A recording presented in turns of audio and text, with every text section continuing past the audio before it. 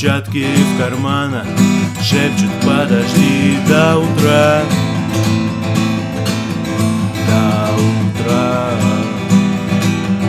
Но странный стук зовет дорогу. Может, сердце, может, стук в дверь.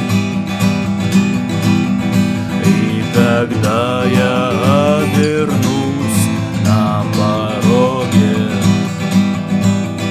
Я скажу одно лишь слово: верь.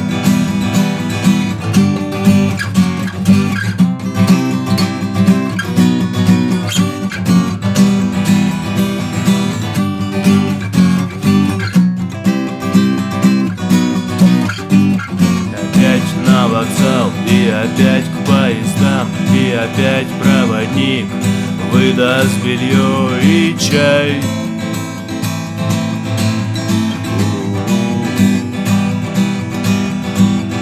И опять не уснуть, и опять сквозь грохот колес мне послышится слово: прощай. Но странный стук зовет дорогу. Может, сердце, может, стук в дверь. И тогда я обернусь на пороге.